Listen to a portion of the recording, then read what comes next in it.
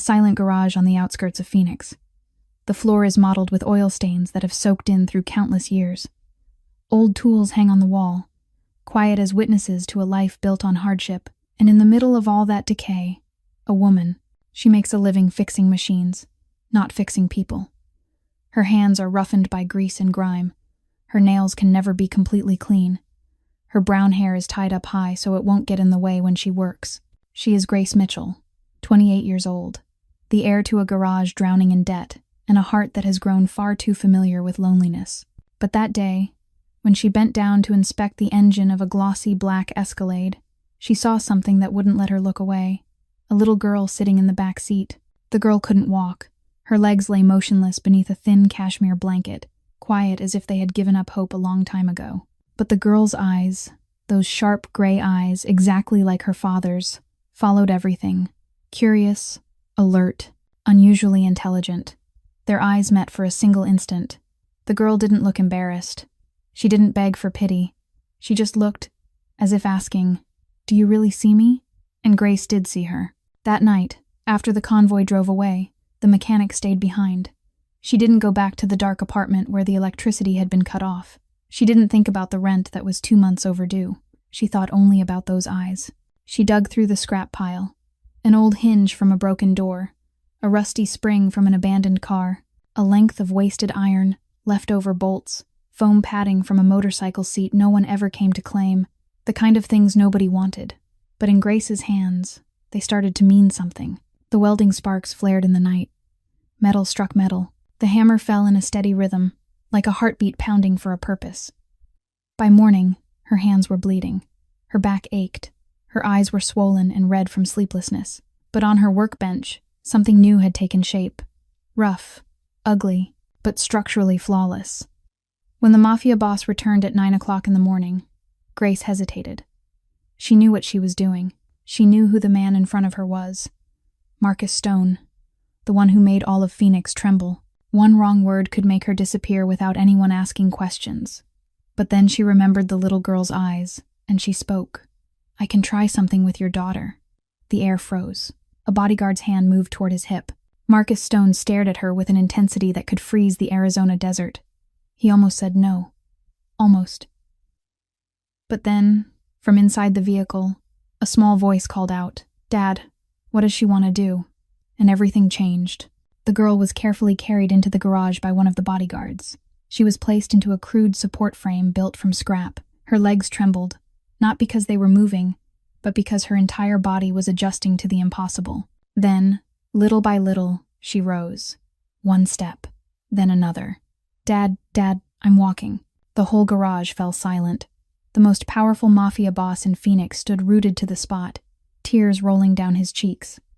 A bodyguard turned away, secretly wiping his eyes, and Grace, a poor girl with nothing but calloused hands, stood there watching the miracle she had just made. Because she didn't only fix a car, she built a future, and the man standing there watching had enough power to change her life forever. Stay until the end of the video, because the reward the Mafia boss gives the poor girl will leave you unable to believe it. If this story touched your heart, hit like right now. Share the video with the people you love. And don't forget to subscribe to the channel so you won't miss the next emotional stories. Now, let's begin. Marcus Stone stood there for a long while longer, his eyes never leaving his daughter. Isabella was still walking slowly inside the garage, each step a small victory over fate. As the emotion gradually settled, the most powerful man in Phoenix turned to look at Grace with an entirely different expression. No more coldness, no more calculation, only the deep gratitude of a father. He stepped closer to her, his voice low and slower than usual. "How much do you want?" Grace blinked, not understanding the question. "I'm asking how much money you want," Marcus repeated, his hand already sliding into the pocket of his suit jacket. 100,000, 200,000. Say it, any number. He pulled out a black leather checkbook, the kind Grace had never seen in her life. The kind meant for people to whom money was nothing but meaningless numbers. "I don't want your money." Grace's answer made Marcus stop mid-motion. He lifted his gaze to her, his brows drawing together as if he'd just heard a foreign language. Frank Russo, the bodyguard standing behind him, also tilted his head slightly, unable to hide his surprise. "What did you say?" Marcus asked again, suspicion edging his voice. I said I don't want money, Grace repeated, calm but certain. I didn't do this to be paid. Marcus closed the checkbook, but he didn't put it away. He looked at Grace as if trying to read her, searching for a hidden angle, searching for a real motive. In his world, nobody did anything without a purpose. Kindness always had a price. Decency always came with conditions. Everyone wants something, he said slowly, his eyes narrowing. Money, power, protection. What do you want? Say it plainly. Grace looked toward Isabella. The little girl was standing beside the tool bench, her hand brushing the wrenches hanging on the wall with the curiosity of a child discovering the world from a new height for the very first time. The smile on her face was brighter than any check. Do you see that smile? Grace asked, her eyes still on Isabella. That's what I wanted. And I've already gotten it. Marcus fell silent. For the first time in many years, he didn't know how to respond. He had met hundreds of people. Greedy politicians, cunning businessmen, ruthless enemies, opportunistic allies. Every last one of them wanted something from him. Every last one of them could be bought. But the woman standing in front of him, with hands still marked by dried blood from the night before, with clothes smeared in motor oil, with clear green eyes untouched by calculation, she truly wanted nothing at all. Do you know who I am? Marcus asked, his voice even lower. I know, Grace said. All of Phoenix knows who you are, and you're still not afraid. You don't want to ask for anything when you've got the chance. Should I be afraid? Grace asked back, her frank gaze meeting his. I only built a support frame for your daughter. I didn't hurt anyone. I don't owe anyone, and I don't need anyone handing me favors.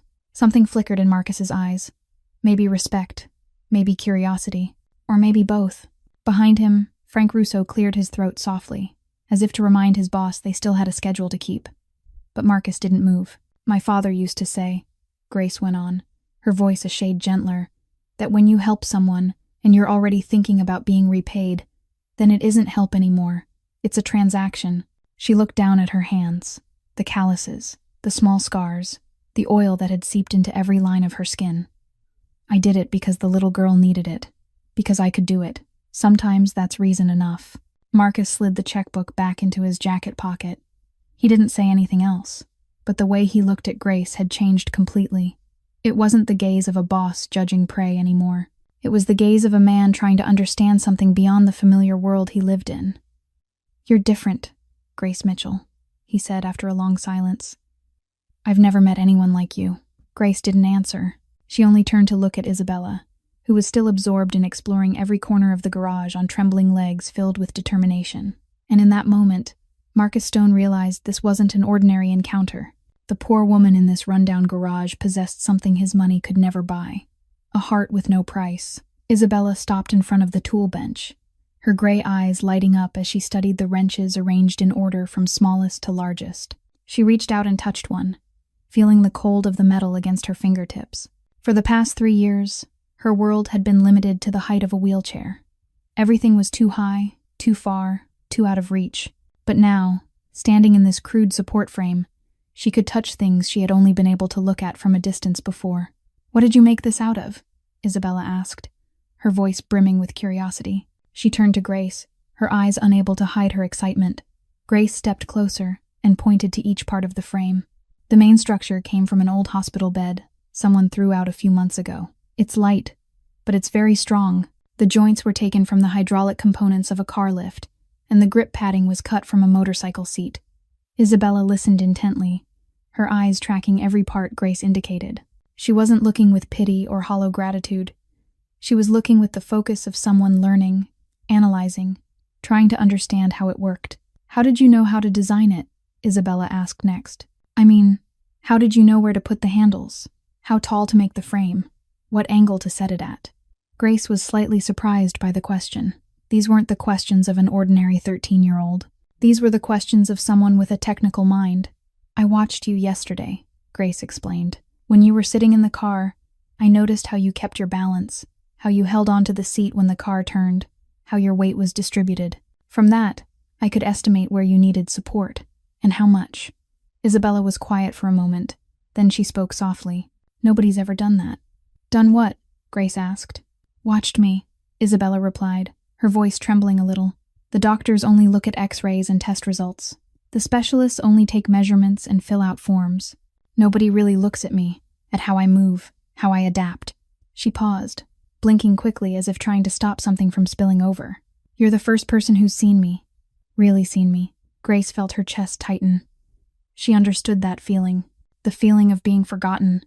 The feeling of existing and yet being invisible in other people's eyes. She had lived with that feeling for 3 years, since her father died, since Ryan walked away, since she became the crazy girl doing a man's job in the neighbor's eyes. "Do you like physics?" Grace asked, deliberately shifting the conversation so the girl wouldn't have to sink into emotion. Isabella's eyes brightened immediately. "I love physics. It's what I'm best at. I love mechanics. I love figuring out how things work. Why wheels turn. Why levers help lift heavy things. Why?" She stopped, as if she'd just realized she was saying too much. "Sorry, I'm talking too much." "Don't apologize," Grace said with a smile. "My dad used to say that too. He could talk for hours about how an engine works and never get bored." Isabella slowly moved toward the corner of the garage, where Thomas Mitchell's unfinished projects still sat under a layer of dust. She stopped in front of a wheelchair that had been modified halfway, her eyes studying it carefully. "Who made this?" she asked. "My dad," Grace answered, her voice softening a little. "He used to build assistive devices for veterans, people injured in war, people who couldn't afford expensive medical equipment." Isabella touched the unfinished wheelchair, her fingers tracing the rough welds. "Where is he now?" "He died 3 years ago. Lung cancer," Grace said, doing her best to keep her voice even. "But he left me everything I know." Isabella turned back to Grace, her gray eyes filled with understanding far beyond her years. "You lost someone too. So did I. My mom died the same year your dad did." They looked at each other in silence. No more words were needed. The pain of loss didn't need explaining. It found its way to kindred hearts on its own. Marcus stood a few steps away, watching the conversation between his daughter and the strange woman. He realized something was changing. Isabella, the girl who had kept her heart closed for 3 years, was opening up to someone she had just met.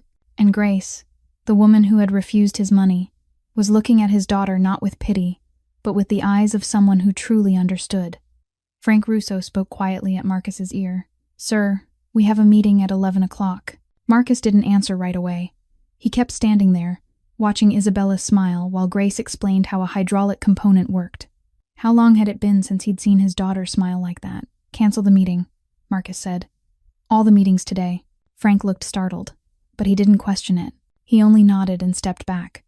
Because in this rundown garage, something miraculous was happening, and Marcus Stone, even as the most powerful Mafia boss in Phoenix, knew there were things more important than business. Grace followed Isabella's gaze to the unfinished wheelchair, and the memories came rushing back like a flood breaking through a dam. She remembered her father's large hands, calloused and rough, yet impossibly gentle the first time he held her hand and showed her how to use a wrench.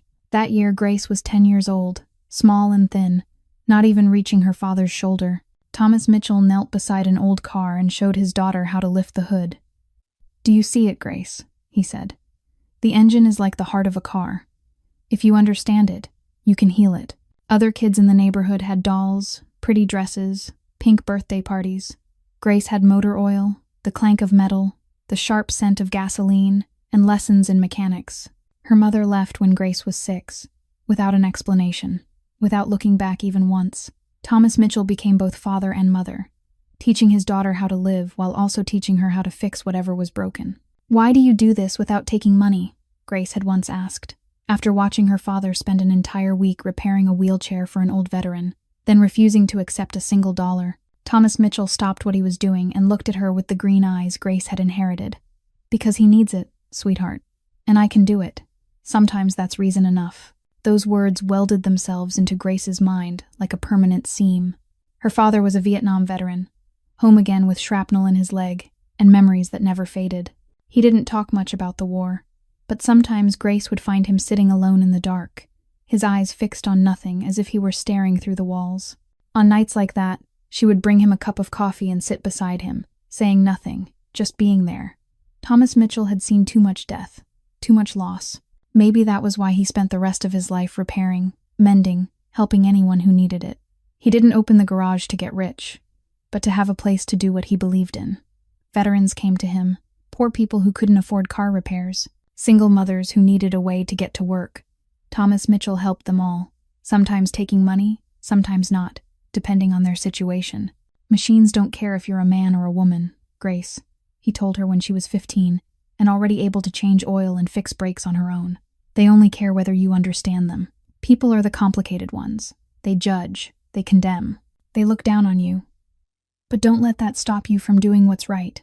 Grace grew up inside this garage, breathing in the smell of motor oil, falling asleep under the glow of fluorescent lights, learning to trust her hands more than any promise anyone else ever made. Her father was her teacher, her friend, the only model she had. Then the illness came. Lung cancer, terminal stage by the time it was discovered. Thomas Mitchell, the man who could fix anything, couldn't fix his own body. In his final months, he lay on a bed in the small room behind the garage, where the scent of engine oil still lingered in the air. Grace cared for him day by day, hour by hour, working and rushing back to change bandages, trying to keep the garage running while watching her father fade away. "Don't sell the garage," Thomas Mitchell said in those last days. His voice so weak, Grace had to lean close to hear him. "This isn't just a place to fix cars. This is where you can help people. Never stop helping, sweetheart. No matter how hard it gets." He died on a winter night, while Grace was holding his hand. There were no final dramatic words, no scene like in the movies. Just the last breath, light as a passing wind, and then his hand went loose in hers. Grace didn't cry at the funeral. She stood there as her father's coffin was lowered into the ground, and she made herself a promise she would keep his words. She wouldn't sell the garage. She would continue the work her father left behind. She would help others, even if no one helped her. 3 years later, standing in that same garage, watching Isabella explore her father's unfinished projects, Grace whispered, "Dad, did I do the right thing?" And as if in answer, a shaft of sunlight slipped through the dusty window and fell directly onto Thomas Mitchell's photograph on the wall. In the picture, he was smiling, green eyes bright with joy, the smile of a man who had spent his whole life repairing what was broken, even broken hearts. But her father wasn't the only person Grace lost in that fateful year. Just 2 weeks after Thomas Mitchell's funeral, she lost someone else too, not to death, but to a choice. Ryan Carter was the man she had loved through 3 years of college. He had a bright smile, a steady job at a tech company, and a clean apartment that never carried a single smear of motor oil. Ryan represented the normal life Grace sometimes ached for. A life without the smell of gasoline, without the sound of a hammer at midnight, without demanding customers and unpaid bills. They got engaged that spring, right before Thomas Mitchell was diagnosed with cancer. The small ring on Grace's hand had once been a symbol of hope, of a future, of the belief that she might finally have a complete family. But then her father got sick. Then her father died, and Ryan saw the numbers. $47,000 in debt, hospital bills not yet paid, back rent on the garage space, bank loans her father had taken out to buy equipment. Those numbers appeared in Ryan's eyes like a death sentence for their relationship. "You're planning to keep that garage?" Ryan asked the night Grace showed him the inheritance papers. His voice wasn't angry. It was cold in a way that was terrifying. "It was my dad's dying wish, but it's drowning in debt, Grace.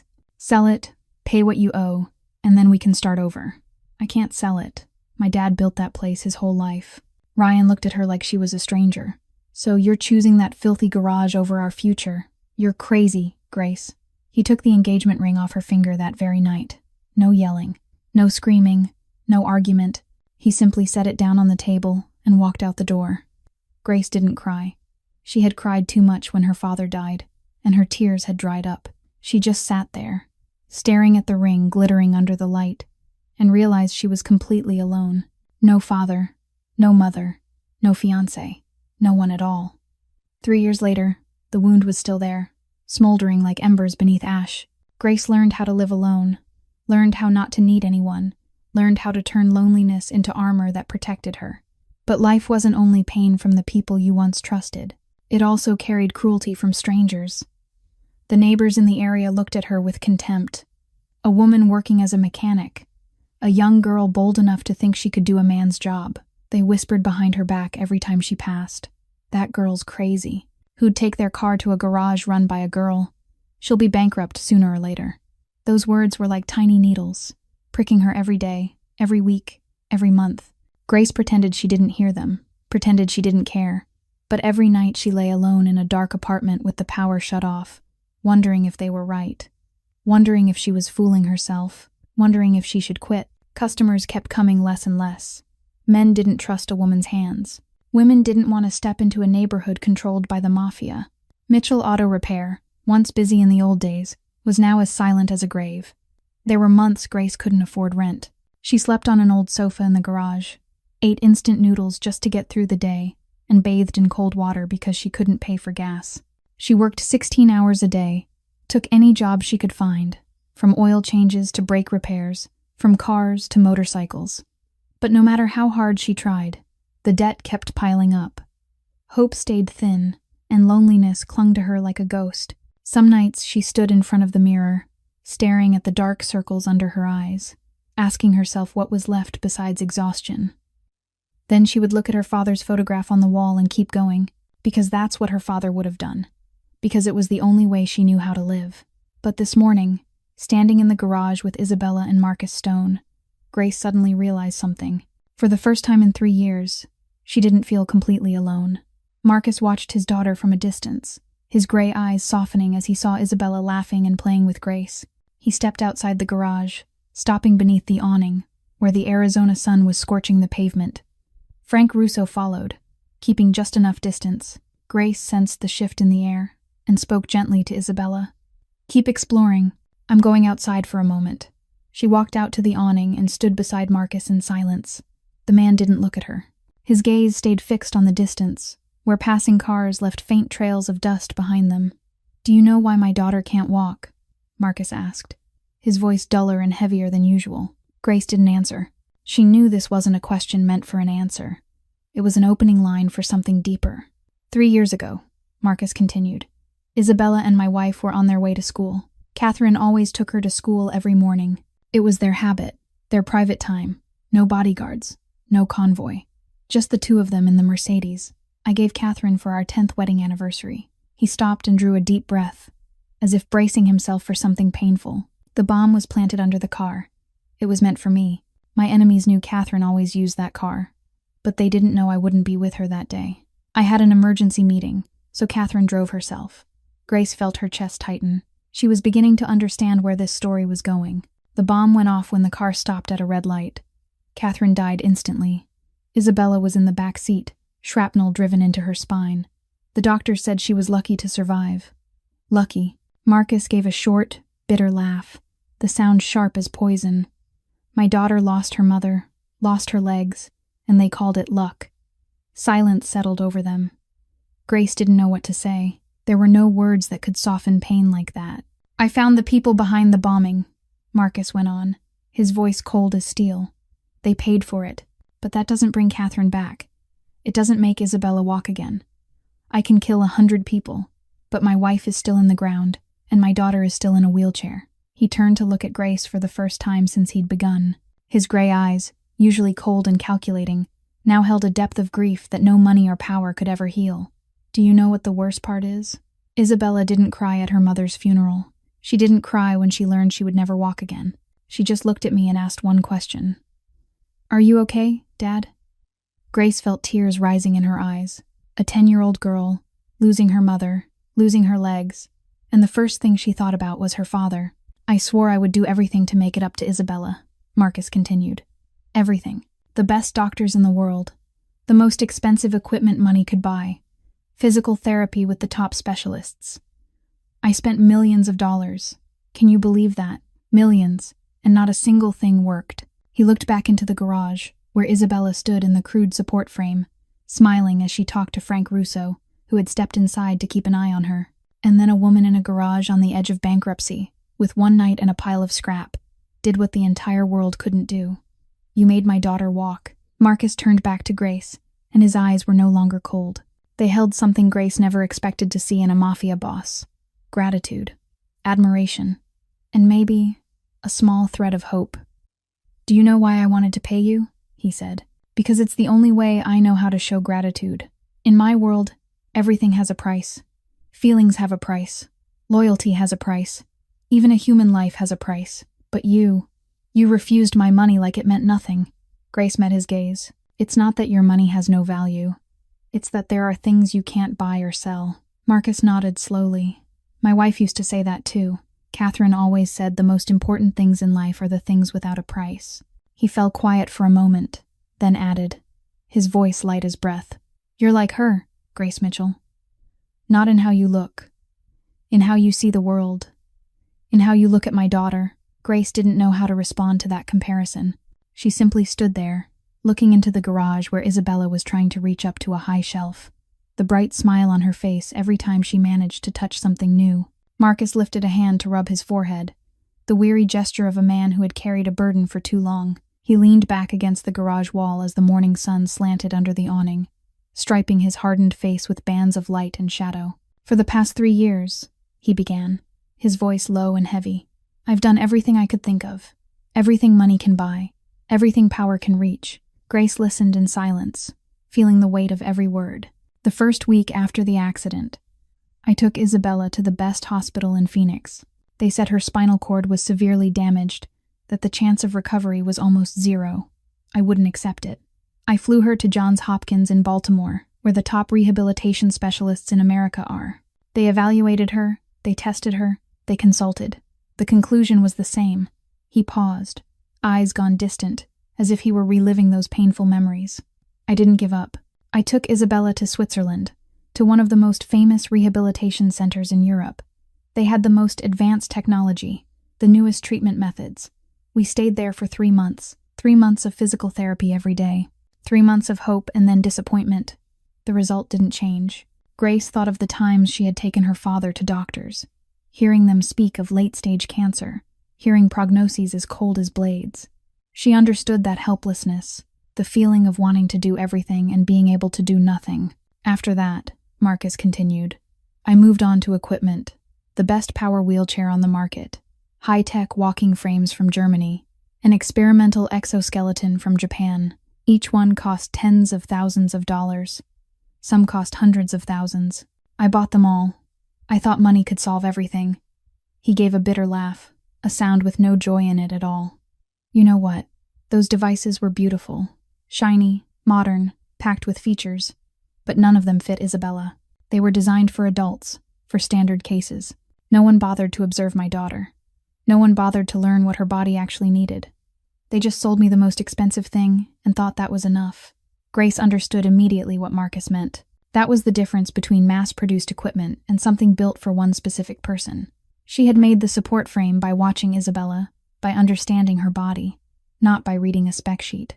Every time we failed, Marcus said, his voice dropping lower, I watched Isabella's eyes go a little dimmer. She never complained. She never cried. She just accepted it in silence, and that hurt more than any tears ever could. He turned to Grace, gray eyes full of torment. Do you know what it feels like to watch your child lose hope little by little? To watch the light in their eyes fade day after day? I can kill anyone who threatens my daughter, but I can't kill the despair that's chewing her up from the inside. Grace thought of the nights she had sat by her father's bed, watching him wither away while she could do nothing. She understood that powerlessness. It ate at the soul slowly, quietly, without mercy. I started to think this was punishment, Marcus confessed, his voice almost a whisper. Punishment for what I've done in my life. The ruthless decisions, the lives I've taken. Maybe God is punishing me by making me watch my daughter suffer. He drew a deep breath, then looked into the garage where Isabella was laughing with Frank Russo. And then this morning I came here just to fix a noise in the engine. And a stranger, with a pile of scrap and one sleepless night, did what my millions couldn't do in 3 years. Marcus turned to Grace, and his eyes held something she had never seen in a man with that kind of power. Humility. Maybe, he said slowly. What Isabella needed wasn't money or technology. It was someone who truly saw her. Grace and Marcus were still standing beneath the awning when Isabella called out from inside the garage. Grace, can you come in here? I want to show you something. The two of them looked at each other, then walked in together. Isabella was standing beside the workbench, one hand bracing on the support frame, the other holding a small notebook bound in dark brown leather, the corners worn and frayed as if it had been used countless times. What is that, sweetheart? Marcus asked, his brows knitting together. He had never seen the notebook before. Isabella hesitated for a beat, then held it out toward Grace instead of her father. I've never shown this to anyone, not even Dad. but I think you'll understand. Grace took the notebook from the girl's hands and felt its weight. Not the physical weight, but the weight of what it carried inside. She opened the first page, and her breath caught in her throat. Technical drawings.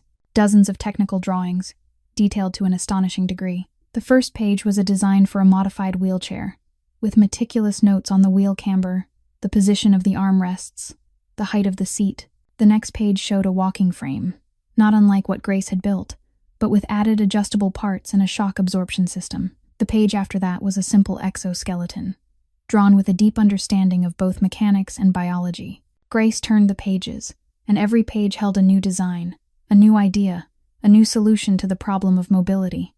There was a lifting frame to help someone rise from a wheelchair. There was a device to assist with climbing stairs. There was even a drawing of redesigned crutches with ergonomic grips and a special anti-slip base. "You drew all of this yourself?" Grace asked, her voice filled with awe. Isabella nodded, her cheeks warming with shyness. "I started drawing 6 months after the accident. I was 10 then, and my sketches were messy. But I kept drawing, kept learning, kept improving." She pointed to a page near the end of the notebook. "This is the newest design. I finished it 2 weeks ago. I researched weight distribution, balance points, the way the human body moves. I read physics books, watched videos about biomechanics, taught myself everything I could find online." Marcus stepped closer and looked over Grace's shoulder. He froze. For 3 years, he had spent millions of dollars on specialists, and his 13-year-old daughter had been quietly studying and designing on her own, right under his roof, and he had never known. "Why didn't you show me?" Marcus asked, his voice carrying a trace of hurt. Isabella looked at her father, gray eyes layered with something complicated. "Because I was afraid you'd think I was crazy. Afraid you'd say it was just pointless dreaming.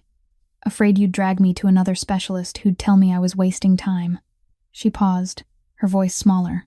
"And I was afraid that if I showed you, you'd hire someone to build it for me. But I don't want that. I want to understand it myself. I want to create it myself. I don't want to be just the one who uses it. I want to be the one who designs it." Grace understood immediately. Isabella didn't only want to walk. She wanted control over her own life. She wanted a voice in decisions that shaped her body and her future. She wanted to be treated like an intellect, not like a patient.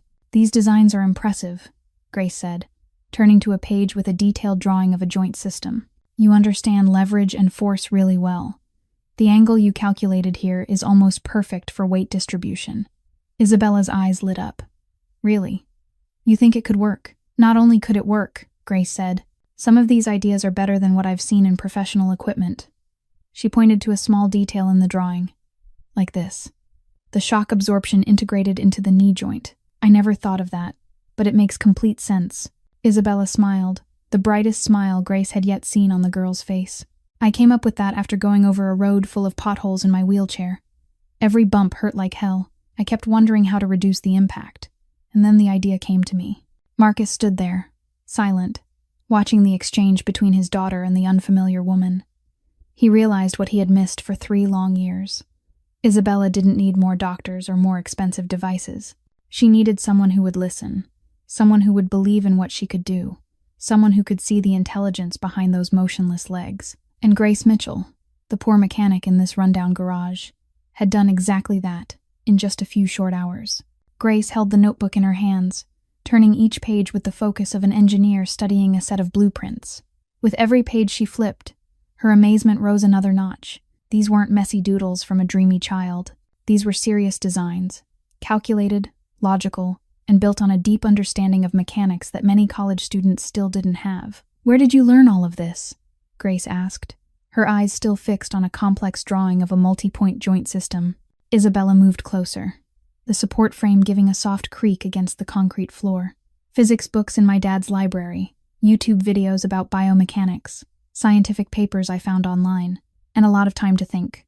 She gave a small smile, one edged with bitterness. "When you can't walk, you have a lot of time to sit still and think."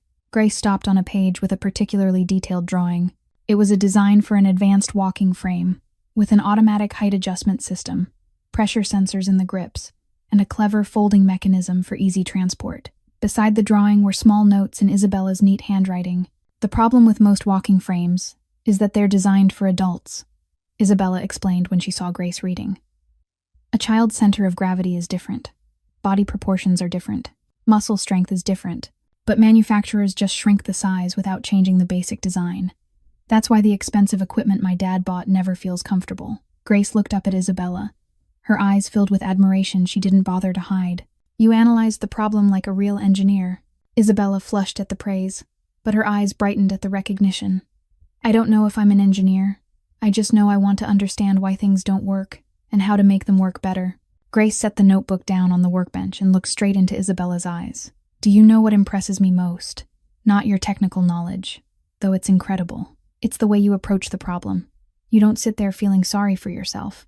You don't wait for someone to come rescue you. You learn, you research, you design your own solution. Isabella fell quiet for a moment, then spoke softly. People always look at me with pity. They see the wheelchair before they see me. They talk to my dad about me like I'm not even there. They call me brave just for existing. Isabella glanced down at her motionless legs, her voice trembling slightly. I don't want pity. I don't want to be called brave just because I wake up every morning. I want to be seen for what I can do, not for what I can't. Grace felt her heart tighten. She understood that feeling too well. Being underestimated because of gender, being doubted because of appearance, being dismissed because of circumstance. She had lived with those looks for years. The looks that saw her and only saw a young woman who had no business doing a man's job. You know, Grace said gently. My dad used to say something like that. He said machines don't care who you are. They only care whether you understand them. Maybe that's why I like working with machines more than people. Machines are fair. If you do it right, they work. If you do it wrong, they fail. No bias, no judgment. Isabella nodded, her eyes shining as she found someone who truly understood. Physics is like that too. It doesn't care whether I can walk. A force still creates a reaction. A lever still works the same way. Math doesn't change just because I'm in a wheelchair. They looked at each other, and in that moment Grace realized something important. Isabella wasn't just a disabled girl who needed help. She was a young mind hungry to grow, to learn, to contribute, and all she had received for 3 years was pity and expensive devices no one had ever asked if she even wanted. I have a proposal, Grace said, deciding in an instant. If you want, I can teach you how to turn these drawings into something real. Not do it for you, but teach you how to do it yourself. How to weld, how to bend metal, how to assemble parts. Isabella's eyes widened, sparkling with joy she couldn't hide. Really, you'll teach me? Grace nodded, smiling, but on one condition. You have to teach me what you know about biomechanics. I'm good with mechanics, but you understand the human body better than I do. We can learn from each other. Marcus stood in the corner of the garage, quietly watching the exchange. He saw his daughter smile, smiling for real, not the polite smile she usually gave adults. This was the smile of a child who had finally found someone who understood her, someone who didn't look at her with pity, but with the eyes of a colleague, an equal. And in that moment, Marcus Stone knew he had found something money could never buy for his daughter. A teacher, a friend, someone who truly saw Isabella for who she was. Marcus stepped out of the shadowed corner where he'd been watching. His footsteps echoed across the concrete floor, drawing the attention of both Grace and Isabella. He stopped a few steps away, gray eyes fixed on Grace with a seriousness she hadn't seen from him before. This wasn't the look of a grateful father anymore. This was the look of a businessman preparing to make an important offer. Grace, he began, his voice low and measured. I've been thinking a lot over the past few hours, and I want to tell you something. She straightened, instinctively bracing for something big. I own many companies, Marcus continued, not just the kind of work people whisper about when they talk about me. I have a construction company, a transportation company, manufacturing plants, all of them legal, all of them fully taxed, all of them employing thousands of people. He walked slowly around the garage, his hand brushing the tools hanging on the wall as if weighing their worth. Those companies need vehicles, need machinery, need equipment, and all of it needs maintenance, repairs, improvements. Right now, I hire a team of engineers, but they're missing one thing you have in abundance. Grace stayed silent, waiting. Creativity, Marcus said, turning back to her. The ability to see a solution where others only see a problem. The ability to turn scrap into a miracle. He stopped in front of Grace, gray eyes looking straight into hers. I want to invite you to be the Chief Technical Officer of Stone Industries. A salary 10 times what you're making here. Full benefits. A modern workshop with every tool you'll ever need. A team of engineers reporting to you, ready to help you bring any project to life. Grace felt her breath catch in her throat. This was an offer she had never dared to dream of. Chief Technical Officer, high pay, modern equipment. Everything she'd gone without for 3 years, suddenly placed before her on a silver platter. But Marcus wasn't finished. "That's only the first part of the offer," he said. "The second part is what I truly want." He looked toward Isabella, who stood quietly watching with curious eyes. "I want to establish a charitable foundation, the Stone Mobility Foundation. The purpose is to help people with mobility problems who can't afford expensive medical devices." Marcus turned back to Grace. Veterans coming home from war with limbs no longer whole. Children born with disabilities in families too poor to pay for treatment. Elderly people whose insurance refuses to cover what they need. They all need what you created for Isabella. Devices designed for each individual, not mass-produced one-size-fits-all products. Grace felt her heart beat faster. This wasn't just a job. This was a chance to do what her father had devoted his entire life to, only on a scale 100 times larger. "You will lead the Foundation's technical division," Marcus continued. "Design devices, train staff, develop production processes. Isabella will be a design consultant, because no one understands the needs of disabled people better than disabled people themselves. You build, she designs. I provide the resources and the distribution network." He looked at Grace with a blunt honesty. "Everyone benefits. You get the work your talent deserves. Isabella gets purpose and a partner. And hundreds of people out there will be helped." Silence filled the garage. Grace didn't know what to say. The offer was too big, too sudden, too perfect to feel real. "I know what you're thinking," Marcus said, as if reading her mind. "You're wondering what's hidden underneath. In my world, there's no such thing as a free lunch. Every favor comes with a condition." He nodded slowly. "You're right. There is one condition." Grace held her breath. "The condition is that you have to believe in what you're doing. Not do it for the money I pay. Not do it out of obligation, but do it because you believe it's right." Marcus glanced at Isabella, then back at Grace. "I've met every kind of person in my life. People who work for money will leave when someone else pays more. People who work out of fear will betray you when they get the chance. But people who work from conviction, they're the ones who change the world." He paused, his voice softer. "This morning you stayed up all night to make a walking frame for my daughter. Not for money, not out of fear. Just because you believed she deserved to walk. That's the kind of person I need." Grace looked down at her hands, the calluses, the scars, the oil ground into her skin. Then she looked at Isabella, who was watching her with hope in her eyes. And finally she looked up at her father's photograph on the wall. Thomas Mitchell's gentle smile seeming to say something she could almost hear. "I need time to think," Grace said, her voice steadier than she felt inside. "This is a big decision. I don't want to answer too quickly and regret it later." Marcus nodded, showing no disappointment. "Of course. This isn't a decision anyone can make in a few minutes." He pulled a business card from his pocket and placed it in Grace's hand. "My personal number. When you decide, call me. Anytime, day or night." The Escalade convoy pulled away around noon, leaving Grace alone in the silent garage. Isabella had hugged her tight before getting into the car, whispering in her ear that she hoped she'd see her again soon. Marcus had only nodded goodbye, but his eyes said more than words ever could. Now, standing in the middle of the familiar garage, Grace felt as if everything that had happened was nothing but a dream. The business card in her hand was the only proof that this strange morning had been real. She looked down at it. Thick paper, embossed, gold lettering on black. Marcus Stone, Chairman, Stone Industries. Beneath it was a phone number written by hand, the strokes strong and decisive. Grace set the card on her workbench, then lowered herself into the old chair. She closed her eyes and tried to sort through the chaos inside her head. Marcus's offer was too perfect, too good, and that was exactly why it was frightening. She knew who Marcus Stone was. All of Phoenix knew. He was the Mafia boss who controlled most of this city. Stories about him traveled through the neighborhood like a dark legend.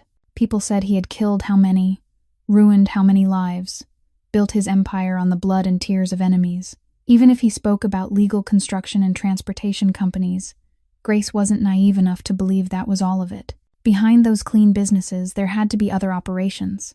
Operations she didn't want to know about, didn't want to touch, didn't want to become part of. If she accepted, she would step into his world.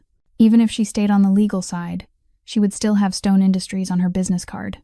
She would still be seen as part of Marcus Stone's empire. And in that world, Marcus's enemies would become her enemies too.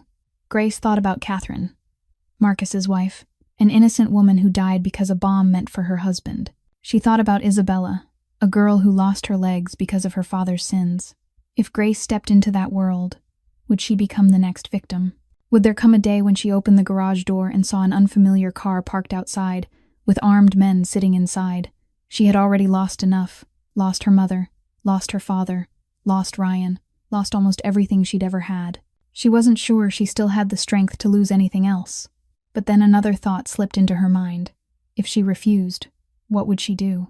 Keep living in this garage, eating instant noodles, sleeping on the old sofa, waiting for the bankruptcy she couldn't outrun, keep being looked down on by neighbors, doubted by customers, crushed, day by day, by life itself.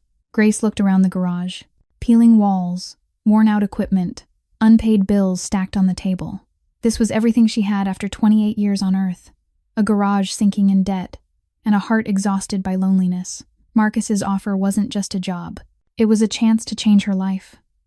A chance to do something meaningful. To help people like Isabella, people society had forgotten. A chance to carry on her father's legacy, but on a scale 100 times larger. What would her father say if he were still alive? Grace lifted her eyes to Thomas Mitchell's photograph on the wall. He was smiling, those gentle green eyes the same as always. She knew what he would say. He would say not to let fear stop you from doing what's right. He would say, an opportunity to help others doesn't come twice. He would say life is too short to waste it inside fear. But he would also say to think carefully, to weigh every angle, not to let emotion make the decision for you. Grace let out a slow breath and leaned her head back against the chair. She needed time. She needed to think. She needed someone to talk to, someone who had no stake in what she chose. The business card still lay on the workbench, the gold letters gleaming under the fluorescent light. A door was opening in front of her. The question was whether she was brave enough to walk through it. Night settled slowly over Phoenix, darkness spreading down every street like black ink bleeding across paper. Grace didn't turn on the lights in the garage. She sat in the shadows, with only moonlight slipping through a dusty window and falling across her tired face. On the workbench, Isabella's notebook lay beside Marcus's business card. Isabella had left the notebook with her before she went, saying she wanted Grace to look more closely at the designs inside. The girl trusted her enough to leave behind the most precious thing she owned, the one thing even her father had never been allowed to see. Grace reached over and switched on the small desk lamp, and warm yellow light filled the corner of her workspace. She picked up the notebook and turned the pages slowly, one by one. Each drawing was a window into Isabella's soul. On the first pages, the sketches were still shaky, the pencil lines trembling like the hand of a 10-year-old child who had just lost her mother and her legs. But the farther Grace went, the steadier the lines became, the more detailed, the more professional. 3 years of growth were folded into more than 100 pages. Grace stopped at a page with a note written in the corner. In small handwriting it said, "This design is for kids like me, so they won't have to see the world from a wheelchair the way I did." Tears rose in Grace's eyes. A 13-year-old girl, carrying the pain of losing her mother and living with motionless legs, and still thinking about other children, still wanting to help, still believing she could do something that mattered. Isabella didn't need pity. She needed a chance to prove her worth. And now Grace was holding that chance in her hands. Not only for Isabella, but for people like her. People society had forgotten. People with dreams, but no means to make them real. Grace set the notebook down and stood, walking over to her father's photograph on the wall. Thomas Mitchell looked at her from behind the glass, his gentle smile unchanged through the years. She lifted her hand and touched the cold surface, as if she could touch him one more time. "Dad," she whispered into the dark. "I don't know what to do." Silence was the only answer. But inside that silence, Grace heard her father's voice echoing from memory, words he had spoken when she was little, when she'd been afraid of something new. "Grace, sweetheart, fear is normal, but don't let it decide your life. Let your heart lead the way." She remembered the day he taught her to drive for the first time. Her hands shook on the steering wheel, fear so strong she wanted to quit. But her father sat beside her, calm and patient, telling her that mistakes were part of learning, that falling wasn't as frightening as never standing up at all. She remembered the day her father agreed to fix a poor veteran's car, knowing he wouldn't receive a single dollar for it. Her mother had argued with him over that, saying they needed money to live too. But her father only smiled and said, "There are things more important than money, Catherine. The meaning of life is in what we give, not what we keep." Her mother left not long after. Maybe she couldn't endure a life of scarcity. Maybe she couldn't understand his philosophy. But Grace understood. She had lived with that philosophy for 28 years, even when it hurt her, even when it made her suffer, even when she wondered whether it was worth it. Now, standing in front of her father's photograph in the deep night, she asked herself a different question. If she refused Marcus's offer, how would she live with herself, knowing she had the chance to help hundreds of people like Isabella, but let fear stop her, knowing her father had devoted his whole life to helping others, and she had turned away from the chance to carry that legacy forward? Grace returned to the workbench and picked up Marcus's business card. The gold letters gleamed under the lamp. She thought of Isabella, of the girl's smile when she took her first steps, of the light in her eyes when she talked about the designs in the notebook. She thought of Marcus, of the pain he hid behind a cold exterior, of the boundless love he had for his daughter. She thought of herself, of 3 years of loneliness and struggle, of nights without sleep because rent was due, of 16-hour workdays that still weren't enough. And she thought of her father, of his smile, of the lessons he left behind. The meaning of life is in what we give, not what we keep. The clock on the wall struck 3 in the morning. Grace still hadn't slept. But inside her, a decision was slowly taking shape. Not a decision built on fear or greed, a decision built on what she believed was right. Morning sunlight slipped through the garage window as a knock sounded at the door. Grace jerked awake, realizing she must have dozed off at the workbench without even knowing it. Isabella's notebook was still tucked under her arm, and Marcus's business card was still pinched between her fingers. The knock came again, followed by a familiar voice. "Grace, you home?" It was Danny Chen, the 22-year-old who lived at the end of the street. He often stopped by the garage to help Grace with small tasks, and in return Grace taught him how to fix cars. It was an unspoken deal between them, never said out loud, but understood by both. Grace stood up, rubbed her eyes until they focused, and went to open the door. Danny stood there with 2 cups of coffee in his hands, his usual smile on his face. But that smile vanished the moment he saw Grace's expression. "Oh my God, you look like a zombie. You didn't sleep all night, did you?" Grace took the coffee from his hand and drank a long swallow. The bitterness spread across her tongue and pulled her back into the real world. "Something happened," she said, her voice rough with exhaustion. "Something big." Danny stepped into the garage, his dark eyes sweeping the room. He stopped when he saw the crude walking frame still sitting in the corner, the one Grace had built for Isabella. "What is this? When did you make that?" Grace sank into the old chair and let out a long breath. Then she began to tell him about the glossy black Escalade convoy, about Marcus Stone and his daughter, about the sleepless night building the walking frame, about the moment Isabella walked for the first time, about Marcus's offer, about the fear and hesitation twisting inside her. Danny sat in silence, listening, his eyes growing wider with every minute. When Grace finished, he sat there for a long time without speaking. "Wait," Danny finally said, his voice full of disbelief. "You're telling me you built a medical device for Marcus Stone's daughter, the most notorious Mafia boss in Phoenix, in one night, out of scrap, and now he wants you to be his chief technical officer?" Grace nodded. Danny burst out laughing, the sound echoing through the garage. "Grace, that's the craziest thing I've ever heard." He stopped, shaking his head like he still couldn't believe it. "But it's also the most incredible thing you've ever done." Grace looked at him, her brow tightening.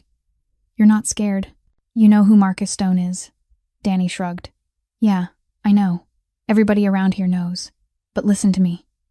He leaned forward, his voice turning more serious. "For 3 years I've known you. I've watched you work 16 hours a day. I've watched you eat instant noodles instead of real meals. I've watched you get your power cut off, get chased by debt collectors, get looked down on by the neighbors. You've taken all of it alone, without complaining once." He looked straight into Grace's eyes. "And now, for the first time, someone sees your worth. For the first time, someone wants to give you a chance to do what you're best at.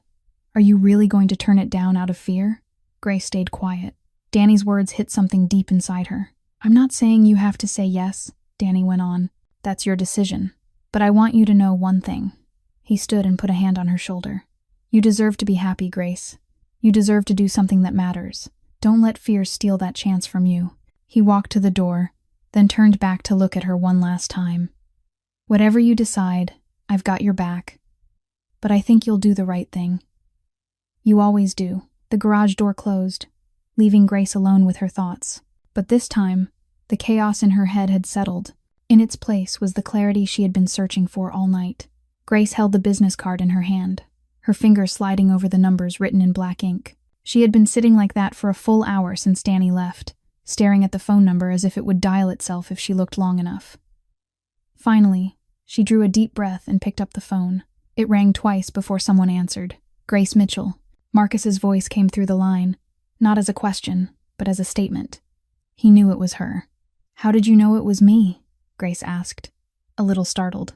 "Because I've been waiting for this call since last night," Marcus replied, his voice calm but carrying something that sounded like relief. "I'm guessing you've decided." Grace tightened her grip on the phone. "I'm in." Silence stretched for a few seconds on the other end. Then Marcus spoke, his tone edged with surprise. "I didn't expect you to say yes this quickly. I was prepared to convince you some more." "I'm not saying yes for the money," Grace said plainly. "And it's not because I'm afraid of you either. I'm saying yes because I believe it's the right thing to do." "I understand," Marcus replied. "So when can you start? I'll have someone prepare your office and equipment immediately." "Wait," Grace cut in. "I have one condition." Silence returned, heavier this time. Grace could almost feel Marcus narrowing those cold gray eyes on the other end of the line. "What condition?" he asked. More guarded now. "Isabella," Grace said, forcing her voice to stay steady. "She has to be an official co-designer on every project involving mobility equipment. Not a symbol, not a face for publicity, not an inspiring story to raise donations. She has to be a real design engineer, with decision-making power and a voice in every product." Marcus didn't answer right away. Grace kept going, not giving him room to push back. "I've seen Isabella's notebook. She has real talent, real knowledge, real ideas. She doesn't need pity. She needs recognition." She paused and took a breath. "If you only want to use Isabella as the foundation's symbol, for photo ops and emotional stories, I'm not in. I won't be part of a machine that turns her into a puppet." The silence dragged on. Grace felt her heart pounding harder, wondering if she had just lost the only chance of her life. But she didn't regret it. This was what she believed was right, and she wouldn't compromise. Then laughter came through the line. Not mocking laughter. Not angry laughter. It was light, relieved, almost joyful. "You know something, Grace Mitchell," Marcus said, his voice warmer than she had ever heard it. "You just said exactly what I needed to hear." Grace blinked, confused.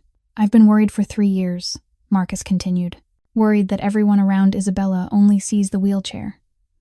Worried my daughter will grow up thinking her only value is making people feel sorry for her. Worried I've been protecting her so much that I've never given her the chance to prove herself." He paused, his voice lowering. "You're the first person who's seen Isabella as an intellect, not a victim. You're the first person who demanded she be treated like an engineer, not a symbol. Your condition isn't a problem. It's the reason I know I chose the right person." Grace felt her eyes sting. She hadn't expected Marcus to react like that. "So, you agree?" she asked, her voice trembling slightly. "Isabella will be the lead designer," Marcus said firmly. "An official title, a salary, and real decision-making power. She'll work directly with you, learn from you, and one day, maybe she'll be better than you." He paused, then added more softly, "Thank you, Grace. Thank you for seeing my daughter." Grace didn't know what to say. She only sat there. The phone pressed to her ear, tears slipping quietly down her cheeks. This wasn't just a new job. It was the beginning of something far bigger. 1 week after the call with Marcus, Grace stood in the middle of the garage on her final morning. Sunlight poured through the windows, spilling over the cardboard boxes stacked neatly along the wall. She had spent the entire week packing, sorting what she would take and what she would leave behind. Her father's tools, she was taking all of them. The wrenches worn smooth by years, the hammers with wooden handles darkened by sweat, the tool sets Thomas Mitchell had used for decades.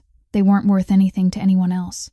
But to Grace, they were a priceless inheritance. She stopped in front of her father's photograph on the wall, the picture that had stayed with her through 3 long years, witnessing every sleepless night of rent anxiety, every day of exhaustion, every moment she wanted to quit and still stood back up.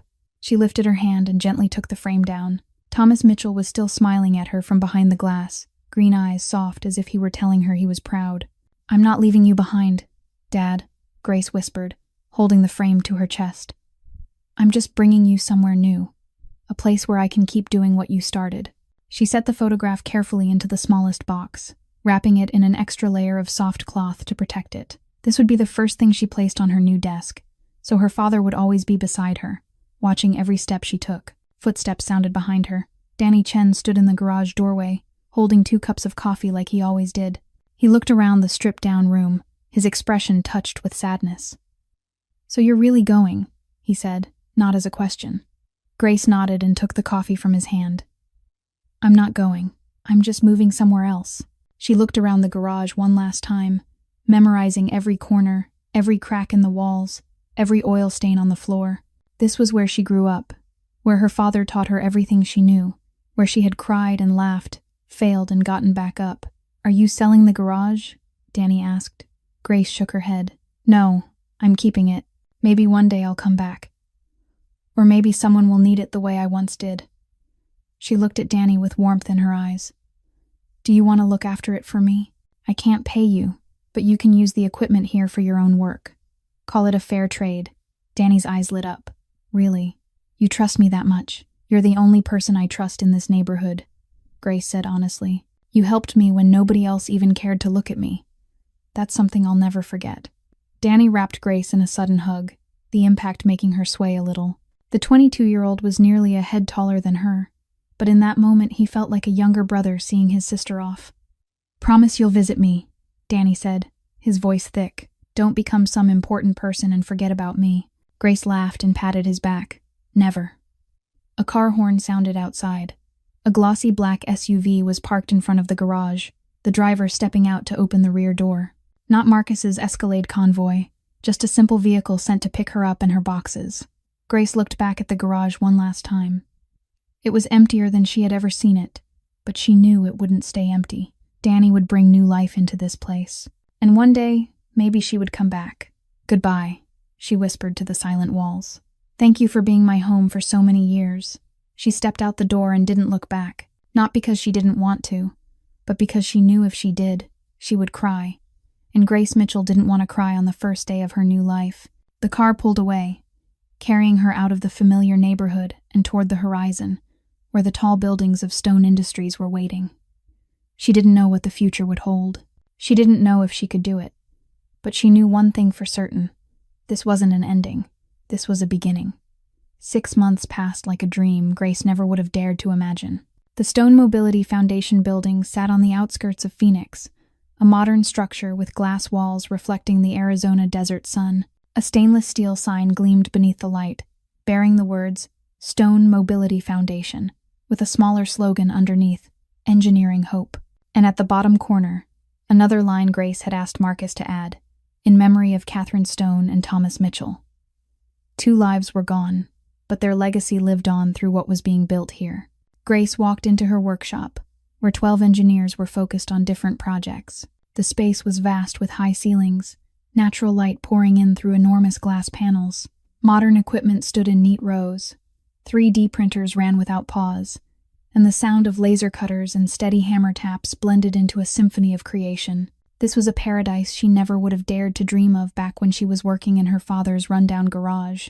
On the wall of her office, Thomas Mitchell's photograph still smiled the way it always had, and beside it was a photograph of Catherine Stone that Marcus had given her. The two had never met in life, yet now they watched over the work their children were doing. Grace smiled at the 2 photographs every morning, a small ritual to begin her day. 347. That was the number of people the foundation had helped in 6 months. 347 lives changed. 347 families given hope again. Each one was a story, a face, a smile Grace would never forget. There was a 28-year-old veteran who lost both legs in Afghanistan and could now stand and wrap his arms around his wife for the first time in 3 years. There was a 7-year-old girl born with cerebral palsy who could now walk to school on her own instead of sitting in a wheelchair. There was a 65-year-old woman who'd suffered a stroke, who once believed she would spend the rest of her life bedridden, and who could now step outside to tend her garden the way she'd always loved. Every device was designed for a single person. No 2 were the same. That was the philosophy Grace had learned from her father and passed on to her team. No 2 people are the same, so no two devices should be either. The workshop doors opened, and Isabella stepped in on a new generation walking frame. It wasn't the crude frame Grace had built from scrap 6 months earlier. This one was a piece of technology, built with a lightweight alloy frame, a refined shock absorption system, and electronic controls that could adjust to different terrain. And on Isabella's chest, her employee badge clearly read, Isabella Stone, lead designer. Not a ceremonial title, not a pity symbol. Isabella truly was the lead designer on many of the Foundation's projects. She worked 4 hours a day after school, drawing designs, proposing ideas, sitting in meetings with the engineering team as an equal colleague. The adult engineers had been skeptical at first, but after seeing Isabella's designs, their attitude shifted fast. This 14-year-old understood the needs of disabled people in a way no textbook could ever teach. Grace, the new design is ready for testing, Isabella called out, gray eyes bright with excitement, the leg brace for little Tommy. I think this time it'll work perfectly. Tommy was a 9-year-old boy living with childhood polio complications. Isabella had spent 2 weeks studying the way he moved, the way his body compensated for a weaker leg, and designing a completely new brace based on those observations. Grace stepped beside Isabella and looked at the design on the computer screen, detailed, precise, and full of creativity. She remembered the worn little notebook Isabella had shown her 6 months ago. The drawings inside it had now become real, not only on paper, but in the lives of hundreds of people. Outstanding work, Isabella, Grace said, resting a hand on the girl's shoulder. We'll run the trial this afternoon. Isabella beamed, the smile of a child getting to do what she loved, being recognized for her talent, being treated like an intellect instead of a victim. This was what Grace had demanded in that phone call with Marcus 6 months earlier, and she knew she'd been right. Marcus stood at the workshop entrance, watching quietly. He visited the Foundation every week, not to inspect or supervise, but to watch his daughter work, to see the light in Isabella's eyes whenever she completed a new design, to know he'd done the right thing by trusting Grace Mitchell, the woman who refused his money and asked for only one thing, that his daughter be given the chance to be herself. He caught Grace's eye from across the room and gave a small nod, a quiet gesture that carried more gratitude than words could hold. Grace nodded back, then turned to keep working with Isabella, because there were still so many people waiting out there, and they didn't have time to waste. Isabella's office sat on the 2nd floor of the Stone Mobility Foundation building, a small room filled with natural light. On her desk was a computer running 3-dimensional design software, stacks of biomechanics and physics books, and a family photo taken before the accident, back when Catherine was still alive and Isabella could run and play freely. But the most special thing in that room wasn't the modern equipment or the books. It hung with quiet honor on the wall opposite her desk, inside a custom-built glass frame. It was the crude walking frame Grace had made on the first night, from old hinges, rusted springs, and scrap metal nobody wanted. Beneath the glass was a small brass plaque engraved with the words, "Where it all began, the first steps." Every day, before she started work, Isabella would look up at that frame and remember that fateful morning in Grace's rundown garage. She would remember the feeling of her trembling legs bearing her weight for the first time after 3 years of stillness. She would remember the moment she realized someone truly saw her. Not the wheelchair, not the disability, but her. That afternoon, a film crew arrived at the Foundation to record a segment for a television program about charities making a social impact. They interviewed Grace in the workshop. The camera trained on her as the reporter asked the final question. Miss Mitchell, what drove you to do all of this? From a poor mechanic to the chief technical officer of a charitable foundation that has helped hundreds of people. Grace was quiet for a moment, her eyes drifting toward Isabella standing in the corner of the room. Then she looked up at her father's photograph on the wall. Thomas Mitchell's smile still gentle the way it had always been. My father taught me that the meaning of life is in what we give, not what we keep, Grace said, her voice slow and sincere. I didn't do this because I wanted fame or wealth. I did it because I've been forgotten before, looked down on before, made to believe I had no value. And I know how much that hurts. She paused and looked straight into the camera. Sometimes the most powerful person isn't the one with the most money or the most connections. It's the one who sees what others miss and cares enough to do something about it. Sometimes all a person needs is to be seen. Truly seen, not with pity, but with the recognition of who they are. After the film crew left, Grace stood alone on the building's rooftop, looking out at Phoenix as it slipped into sunset. The last light of day painted the tall buildings gold, turning the city into something beautiful she'd never had time to admire back when she was fighting to survive in the old garage. Isabella stepped onto the rooftop and stood beside Grace in silence. They looked out over the city without needing words, simply being there together. "What do you think your dad would say if he could see all of this?" Isabella asked after a long while. Grace smiled, her eyes stinging as she thought of him. He'd say, "Sweetheart, I always knew you could do it. You just had to believe in yourself." She turned to Isabella. "And he'd be so proud of you, Isabella. Of everything you've done." Isabella smiled, the radiant smile of a girl who had finally found herself again. "I'm proud of us, of everyone here, and that is the story of Grace Mitchell, the poor mechanic who gave away a miracle and received an entirely new life in return. Of Marcus Stone, the powerful Mafia boss who realized there are things money can't buy. Of Isabella Stone, the girl trapped in a motionless body but carrying a mind that could soar farther than anyone else's. This story reminds us that everyone has value, no matter their circumstances or appearance. That kindness doesn't need a reason, and sincere help can change the world. That sometimes the greatest miracle we can give someone is simply seeing them, truly seeing them. If this story touched your heart, please subscribe to the channel and turn on notifications so you won't miss the next emotional stories. Don't forget to hit like and share this video with the people you love. How did this story make you feel? Did it remind you of anything in real life? Share your thoughts in the comments below. We truly want to hear what's deep in your heart. Wishing you and your family strength, joy, and peace every day. Goodbye, and we'll see you in the next video.